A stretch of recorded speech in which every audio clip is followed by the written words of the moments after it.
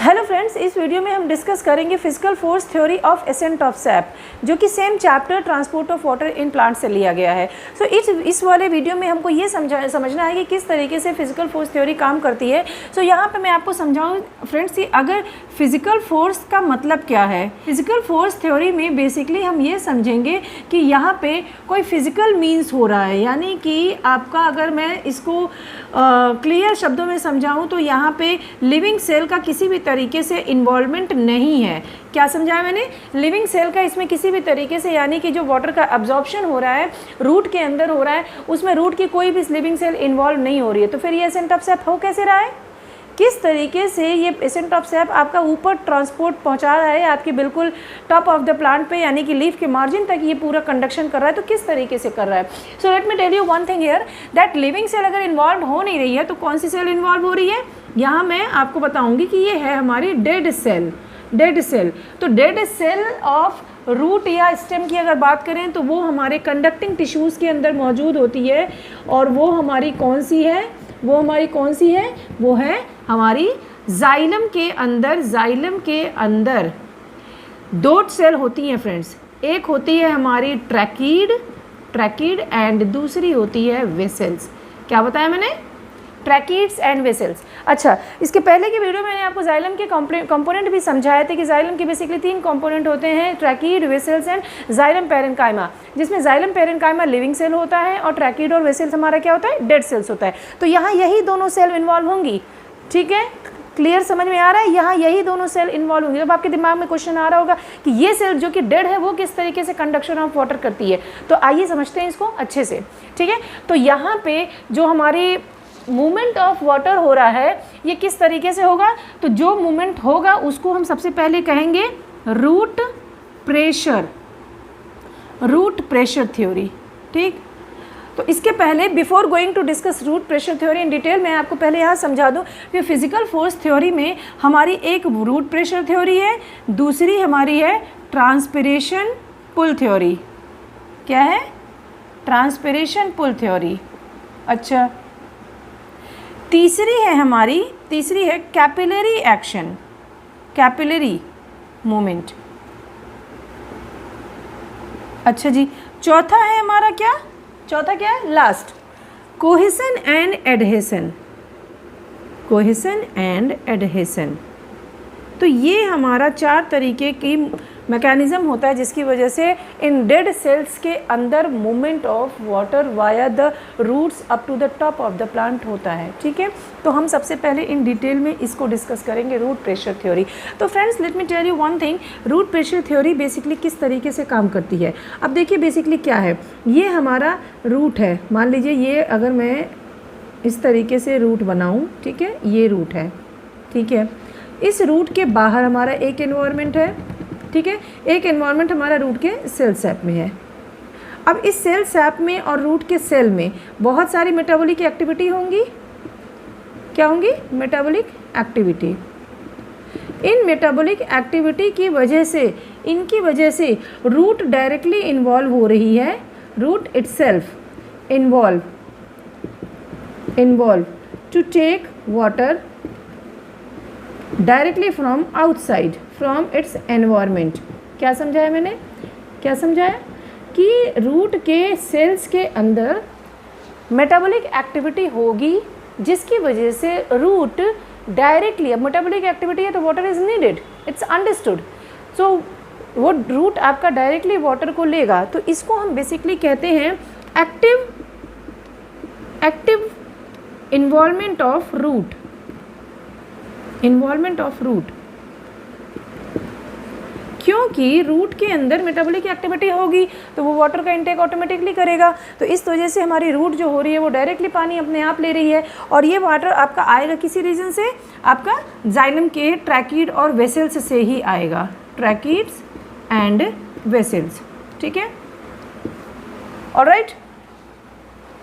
अब बेसिकली इसकी वजह से जब आपका रूट हेयर से रूट सेल में, रूट सेल से फिर आपका जाइलम के ट्रैकिड और वेसल्स में वाटर का मूवमेंट होता है तो एक चैनल बन जाता है। इस चैनल की वजह से पानी यहाँ से ऑटोमेटिकली ऊपर तक पहुँच जाता है। तो ये बेसिकली किस में ज़्यादा रूट प्रेशर थ्योरी देखी जाती है? ये देखी जाती है फ्रेंड्स सबसे ज़्यादा हमारे मोनोकॉट में। मोनोकॉट जैसे हम देखें ग्रास में, मॉर्निंग में आपने कई बार देखा होगा जब ग्रास पे आप बेयर फुट चलते हैं, नंगे पैर चलते हैं, मॉर्निंग में आप इवनिंग में भी इवन वॉक करते हैं, तो हमको ग्रासेस के टिप पे छोटी छोटी ओस की बूंदें, जिसको हम ओस की बूंदें कहते हैं, वो एक्चुअली क्या होती हैं? वो हमारी वाटर ड्रॉपलेट्स ही होती हैं। तो वो किस चीज़ का रिजल्ट होती है? वो अंडर रूट प्रेशर थ्योरी ही फॉर्म होती हैं। तो वो प्रोसेस क्या होती है? उसको हम फ्रेंड्स कहते हैं गटेशन की प्रोसेस। गटेशन क्या है? Actually the loss of water in the form of water droplets, ठीक है, from the margin of the trip या फ्रॉम द मार्जिन और top of the when is called guttation. और जहाँ से वो वाटर निकल रहा है उसको हम क्या कहते हैं? उसको हम एक पोरस स्ट्रक्चर कहते हैं जिसका नाम होता है हाइडेथोड्स। क्या समझाया मैंने? गटेशन जहाँ से हो रही है मोनोकॉट के अंदर, वहाँ पे आपका जो पोरस स्ट्रक्चर है जहाँ से वो वाटर के ड्रॉपलेट्स ऊज आउट करते हैं उसको हम कहते हैं हाइडेथोड्स। अब जो ये वाटर होता है, इस वाटर जो निकला उसको हमने क्या कहा? उसको हमने कहा एक्सूडेट्स। क्या कहा हमने? एक्सूडेट्स। तो इस वाटर के अंदर क्या क्या चीज़ें होती हैं? Can you imagine? क्या आपको ये लगता है कि सिर्फ पानी होता होगा उसके अंदर? नहीं, उसके अंदर सिर्फ पानी नहीं होता है, उसके अंदर होता है water, minerals and organic solutes. क्या क्या बताया मैंने? उस एक्सूडेट्स के अंदर water, minerals and organic solutes होता है। आई बात समझ में? क्या चीज़ मैंने समझाई? रूट प्रेशर थ्योरी जो हमारी एक्टिवली रूट के इन्वॉल्वमेंट पे होती है और उसमें हमारा वाटर जो होता है ऑटोमेटिकली एक चैनल फॉर्मेशन कर लेता है। और इसमें सबसे इम्पॉर्टेंट बात ये होती है कि जो गटेशन की प्रोसेस होती है वो मॉर्निंग में अर्ली मॉर्निंग या लेट इवनिंग में सबसे ज़्यादा प्रोमिनेंट होती है। लेकिन जैसे जैसे डे टाइम हमारा एडवांस होता चला जाता है, यानी धूप हमारी निकलती चली जाती है, वैसे वैसे ये प्रोसेस हमारी डिक्रीज़ हो जाती है। तो हम गटेशन को कब देख सकते हैं? या तो अर्ली मॉर्निंग आप जब वॉक करें गार्डन में, या तो हम लेट इवनिंग। तो ये प्रोसेस हमको सबसे ज़्यादा नज़र आती है। अच्छा, ये प्रोसेस होती क्यों है? क्वेश्चन ये होनी चाहिए। तो ये प्रोसेस फ्रेंड्स होती इसलिए है क्योंकि सीधा लॉजिक है, absorption of water is much more than the transpiration. क्या बताया मैंने? अब्जॉर्प्शन ऑफ वाटर, यानी कि रूट बहुत तेज़ी से वाटर एब्जॉर्ब करे क्योंकि एक चैनल बन गया है। वो चैनल ऑटोमेटिकली पानी को क्या कर रहा है? अंदर ले रहा है, अंदर पुल कर रहा है, खींच रहा है। और इसकी वजह से पूरे चैनल में पूरा सिस्टम फॉर्म हुआ है, उसमें वाटर का एक ज़बरदस्त चैनल बना है जिसकी वजह से पानी एक्स्ट्रा हो रहा है प्लांट के अंदर। तो वो लीफ के जो ग्रास के जो टिप्स होते हैं, मार्जिन होते हैं, वहाँ से अपने आप निकलता है। आई बात समझ में? रूट प्रेशर थ्योरी ये होती है। रूट के अंदर एक प्रेशर क्रिएट हुआ। प्रेशर क्यों क्रिएट हुआ? क्योंकि रूट की जो सेल्स होती हैं वो मेटाबॉलिक एक्टिविटी करती हैं, इसकी वजह से वाटर ऑटोमेटिकली अंदर आता है। अब जब वो अंदर आ रहा है तो बहुत सारे मैकेनिज्म वहाँ काम कर रहे हैं जिसकी वजह से एक वाटर का पूरा कॉलम बन जाता है और इसकी वजह से वो कॉलम आपका टॉप तक पहुँच जाता है। और क्योंकि रेट ऑफ हमारा जो ट्रांसपिरेशन है वो अर्ली मॉर्निंग या लेट इवनिंग में बहुत लो होता है क्योंकि टेम्परेचर नहीं होता है, लेकिन वाटर का अब्जॉर्प्शन बहुत ज़्यादा होता है क्योंकि ऑलरेडी सॉइल के अंदर बहुत वाटर है। तो इसकी वजह से वो वाटर के फॉर्म में, हमारा ड्रॉपलेट्स के फॉर्म में बाहर निकल जाता है। तो जो प्रोसेस होती है उसको हम गटेशन कहते हैं और जिस पोर से होती है उसको हाइडेथोड्स कहते हैं और जो निकलता है वो हमारा एक्सूडेट्स होता है। ये मोस्ट इंपॉर्टेंटली हमारा कहाँ? मोनोकॉट में होता है। और एब्सेंट कहाँ होता है? फ्रेंड्स ये समझ, रूट प्रेशर थ्योरी कहाँ एब्सेंट होती है? मोस्ट इंपॉर्टेंट पॉइंट है, यहाँ क्वेश्चन बहुत ज़्यादा पूछा जाता है। Root pressure theory absent in conifers या बेसिकली हम कहें जिम्नोस्पर्म्स में एब्सेंट होती है। ऐसा क्यों आप बताइए? एनी आइडिया जिम्नोस्पर्म्स में क्यों एब्सेंट होती है? और एंजियोस्पर्म्स में अगर देखी भी जाती है तो सबसे ज़्यादा हमारे मोनोकॉट में।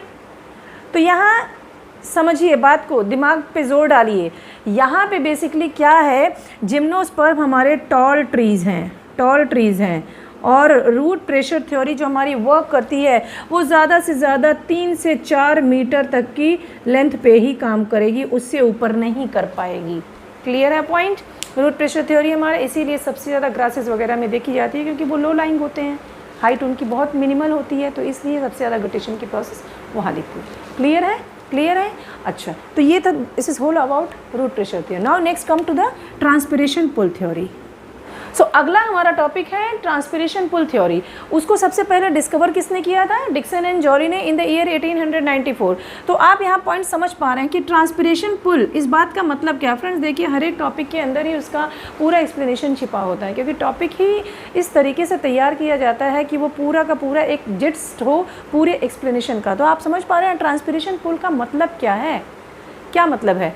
यानी कि transpiration is a factor which transpiration is a factor which pull water, transpiration pull water, ठीक है, in the form of water column, यानी कि ऊपर से लेके नीचे तक आपका एक वाटर का कॉलम बन जाता है।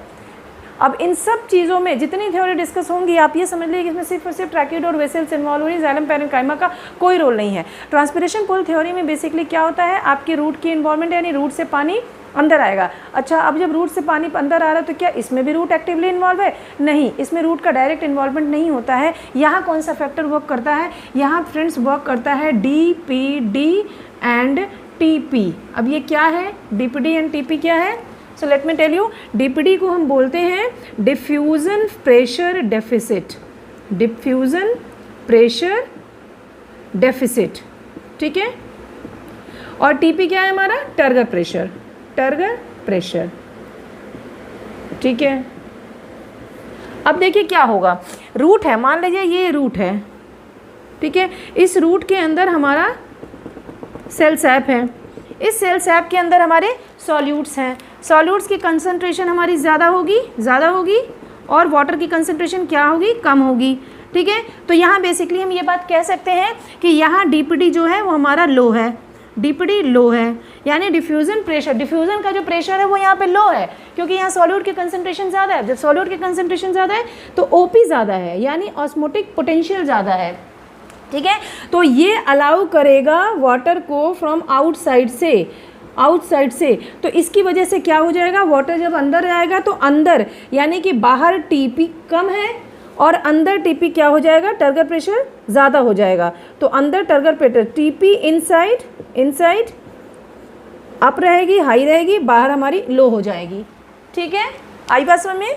वाटर बाहर से अंदर की तरफ मूव कर रहा है, अंदर हमारा ऑस्मोटिक पोटेंशियल ज़्यादा है, जिसकी वजह से, और DPD भी ज़्यादा, हमारा DPD बेसिकली लो है, कम है, यानी कि डिफ्यूज़न ऑफ पार्टिकल्स नहीं हो रहा है, तो वहाँ लो है। तो it will allow water from outside to enter into the root cell sap, जिसकी वजह से वहाँ का टर्गर प्रेशर क्या हो गया? ज़्यादा हो गया, टर्गर प्रेशर वहाँ का ज़्यादा हो गया। अच्छा, अब जब यहाँ का टर्गर प्रेशर ज़्यादा हो गया तो आप अब सोच सकते हैं इसके ऊपर जो सेल मौजूद होगी, फिर इसके ऊपर सेल, फिर इसके ऊपर सेल, इस तरीके से जब सेल का पूरा एक चैनल फॉर्मेशन होगा, तो यहाँ पे अब DPD यहाँ पे लो हो गया, DPD यहाँ पे लो हो गया, और यहाँ पे भी TP हमारा क्या हो गया? वो लो है। तो इसकी वजह से यही वाटर इधर मूव करेगा, फिर यही इधर मूव करेगा, ऐसे कैसे मूव करते करते रूट के सेल्स से टॉप ऑफ द प्लांट में हर एक सेल में हमारा DPD, TP, OP यही सब चीज़ें वर्क करेंगी। यानी कि आपके जो हायर लेवल पे, रूट से हायर लेवल पे जो सेल बैठा होगा, उस सेल का DPD लो होगा, TP लो होगा, और उसकी वजह से हमारा ऑस्मोटिक पोटेंशियल हाई होगा, ठीक है, जिसकी वजह से वो वाटर का मूवमेंट अपने नीचे के सेल से ऊपर की सेल की तरफ कराएगा। तो इसकी वजह से एक कॉलम क्रिएट हो रहा है। अच्छा, ये तो एक फैक्टर है। उसके बाद जब सबसे टॉप पे अगर जाएंगे, अगर हम लीफ के टॉप पे जाएं, लीफ टॉप पे, तो वहाँ मान लीजिए ये लीफ है, ठीक है, और यहाँ से हमारा क्या हो रहा है? स्टोमेटा के थ्रू हमारा ट्रांसपिरेशन हो रहा है, ठीक है। तो यहाँ पे हमारा बाहर OP क्या हो गया? लो हो गया, ठीक है, बाहर OP लो हो गया, और OP लो हो गया, इसकी वजह से यहाँ का जो DPD है, सॉरी यहाँ बताएंगे, यहाँ का जो DPD है वो हमारा हाई हो जाएगा, क्योंकि लीफ के अंदर पानी है, नीचे से ऑलरेडी आ रहा है, ये हमारा हाई हो जाएगा।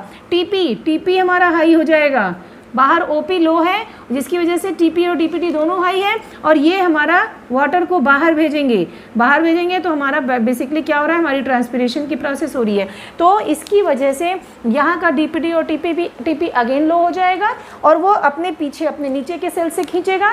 तो basically top of the leaf से रूट के बेस तक एक पूरा कॉलम बन रहा है, और वो कॉलम किस बेसिस पे काम कर रहा है, TP, OP, DPD, turgor pressure, osmotic potential and diffusion pressure deficit. Diffusion pressure का मतलब बेसिकली क्या है, जब हमारा TP माइनस वॉल प्रेशर यानी TP माइनस यानी टर्गर प्रेशर ज़्यादा होगा, वॉल प्रेशर कम होगा, तो हमारा पानी ज़्यादा अंदर आएगा। It will be equal to diffusion pressure deficit, जिसको हम सक्शन प्रेशर भी कहते हैं। क्या कहते हैं, सक्शन प्रेशर। तो सक्शन आपने देखा होगा, हैंडपंप वगैरह पड़ते हैं या पानी मोटर समरसेबल से चलाया तो पानी अपने आप ऊपर आता है। आपने सिर्फ इंजन ऑन किया, मशीन ऑन की है, मोटर ऑन की है, वो अपने आप पानी खींच रहा है, तो हो गया। वहाँ भी तो वही चीज़ें काम कर रही हैं कि अंदर एक कॉलम तैयार हो रहा है, उस कॉलम में आप देखेंगे कि पानी अपने आप ऊपर चढ़ना शुरू हो जाता है, और एक बार एक प्रेशर क्रिएट हो गया तो जब तक हम मोटर बंद नहीं करेंगे या जब तक हम हैंडपंप को चलाना बंद नहीं करेंगे, प्रोसेस कंटिन्यूअस ऑन रहेगी। ठीक है, तो ये है हमारा ट्रांसपिरेशन पुल थ्योरी, जिसको डिक्सन एंड जॉली ने दिया था। लेकिन जो सबसे ज़्यादा वाइडली एक्सेप्टेड थ्योरी है वो मैं अब आपको डिस्कस करूंगी, तो प्लीज़ बने रहें वीडियो के अंत तक। वो थ्योरी बहुत ज़्यादा काफ़ी सारे साइंटिस्ट की लॉबी ने उस थ्योरी को वाइडली एक्सेप्ट किया, तो सबसे ज़्यादा थ्योरी हमारी वही वर्क करती है। So let me tell you the whole theory in detail, और जिसको मैं अगर आपको एक डिटेल बता देती हूँ, cohesion and adhesion, cohesion and adhesion mechanism है ये। So cohesion and adhesion theory basically हमारी ट्रांसपिरेशन पुल के अंदर ही आती है। ठीक है, ये हमारा ट्रांसपिरेशन पुल में ही आती है। तो इसमें हम बेसिकली क्या डिस्कस करेंगे कि कोहेसन और एडहेसन दो कंसेप्ट हैं। कोहेसन मीन्स क्या है और एडहेसन मीन्स क्या है। ठीक है, एडहेसन बेसिकली जो वाटर का मूवमेंट होता है, तो अगर मैं मान लीजिए ये वाटर के मॉलिक्यूल्स हैं, ठीक है, ये मॉलिक्यूल्स हैं, तो इसको हम समझेंगे कोहेस कैसे करेंगे और एडहेस कैसे करेंगे। तो फ्रेंड्स, सबसे पहली बात आप ये समझिए कि कोहेसन का मतलब होता है वाटर के दो मॉलिक्यूल आपस में चिपक रहे हैं। क्या, वाटर के दो मॉलिक्यूल आपस में चिपक रहे हैं, यानी बॉन्ड फॉर्मेशन कर रहे हैं। तो यहाँ पे आपका बॉन्ड फॉर्मेशन हो रहा है, बॉन्ड फॉर्मेशन, और ये आपके हैं क्या, ये भी वाटर मॉलिक्यूल है H2O, और ये भी वाटर मॉलिक्यूल है। तो इसको अगर मैं ऐसे समझाऊं लाइक दिस, तो नीचे भी आप एक, ठीक है, तो एक वाटर मॉलिक्यूल हमारा ये हो गया, दूसरा वाटर मॉलिक्यूल हमारा ये हो गया। तो ये दोनों आपस में क्या किए, बॉन्डिंग बन लिए, चिपक गए। तो इसको हमने कह दिया कोहेसन, इसको हमने क्या कह दिया, कोहेसन। अच्छा, अब एडहेसन, अरे तो इस तरीके से सबसे पहले आप अंदाज़ा लगा सकते हैं ना कि वाटर मॉलिक्यूल आपस में भी बॉन्डिंग क्रिएट कर रहे हैं। प्लस एडहेसन, यानी एडहेसन का मतलब है कि जो वॉल ऑफ द आपकी ट्रैकीड है, यानी ये ट्रैकीड की वॉल है, तो इस वॉल के ऊपर यही वाटर मॉलिक्यूल्स आपके इस तरीके से एडहियर हो जाते हैं। क्या हो जाते हैं, इस तरीके से एडहियर, लाइक दिस। ठीक, अब लाइक दिस। तो आपको क्या बात समझ में आ रही है, यहाँ पे क्या चीज़ समझ में आ रहा है, देखिए ये जो ये यहाँ पे ये जो मैकेनिज़्म है ये हमारा कहलाता है एडहेसन, यानी कि ये ट्रैकीड है, ये ट्रैकीड है और ये वाटर मॉलिक्यूल है। तो जब ट्रैकीड की वॉल से वाटर मॉलिक्यूल चिपक जाता है तो हमारा एडहेसन कहलाता है, और जब दो वाटर मॉलिक्यूल आपस में बॉन्डिंग कर लेते हैं तो वो हमारा कोहेसन हो जाता है। इस तरीके से पूरा एक upward, right from the root से लेके एक अपवर्ड तक हमारा एक वाटर का कॉलम तैयार हो जाता है, और यही वाटर कॉलम हमारा क्या करता है, वाटर को अपवर्ड डायरेक्शन में यूनिपोर्ट, यानी कि एक ही डायरेक्शन में हमारा क्या कराता है, movement of the substance, basically water as well as minerals का मूवमेंट कराता है। तो ये था हमारा कोहेसन एडहेसन थ्योरी। चलिए इसके बाद हम डिस्कस करेंगे कैपिलरी थ्योरी के बारे में। कैपिलरी, तो कैपिलरी थ्योरी क्या है,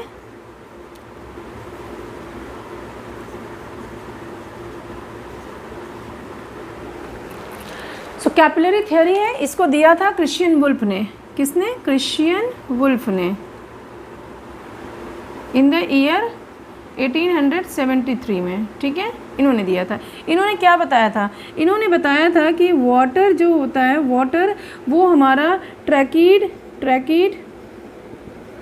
एंड वेसल्स के साथ मिलकर एक कैपिलरी फॉर्मेशन करता है, कैपिलरी फॉर्मेशन। लेकिन इसी की वजह से वाटर क्या आता है, अपराइज मूवमेंट शो करता है। लेकिन इसकी सबसे बड़ी ड्रॉबैक क्या थी कि जो जाइलम का जो हमारा एलिमेंट है, सेल्स हैं, उसका जब डायामीटर कुछ प्लांट्स के अंदर ज़्यादा हो जाता है तो क्या ये कैपिलरी एक्शन हमारा वर्क करता है? ऑब्वियसली नहीं। कैपिलरी एक्शन तभी वर्क करेगा जब जाइलम के एलिमेंट हमारा नैरो डायमेंशन के होंगे। क्या होंगे?